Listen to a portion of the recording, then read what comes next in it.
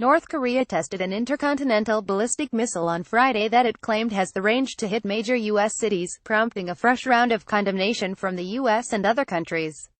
New Delhi. While the U.S. and China negotiate a new resolution on North Korea as Pyongyang flouts sanctions with impunity, countries like India are coming under American attention to do more to contain the reclusive nation. A U.S. delegation from the State Department visited New Delhi this week to discuss how India could plug all exposure to North Korea. Among the suggestions to India are to limit and scale back its diplomatic engagement with Pyongyang. North Korea tested an intercontinental ballistic missile on Friday that it claimed has the range to hit major U.S. cities, prompting a fresh round of condemnation from the U.S. and other countries. India's exports to North Korea is about $110 million, and in 2016, officials said, there was an over 30% drop in bilateral trade. China, North Korea's largest trading partner, on the other hand, registered a rise in trade.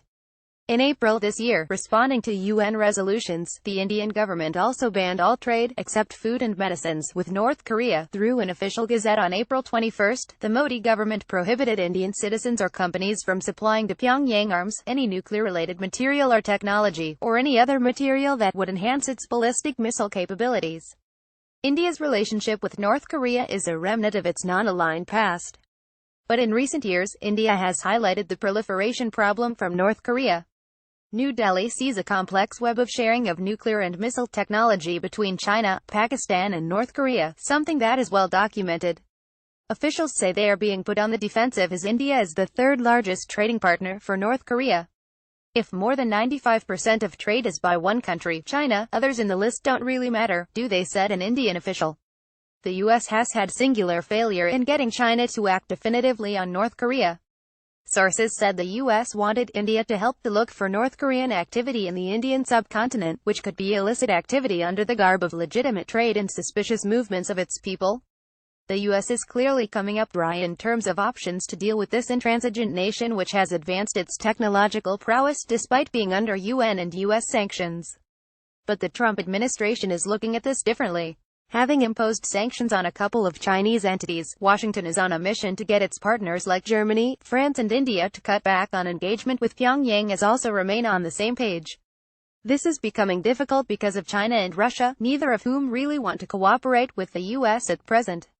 At the recent G20 summit in Hamburg, which took place under the shadow of Pyongyang's ICBM test of July 4, sources said 18 out of 20 countries issued strong statements condemning the test. India said it was a threat to international peace. North Korea's continued pursuit of nuclear ballistic missile programs and proliferation links pose grave threat to international peace.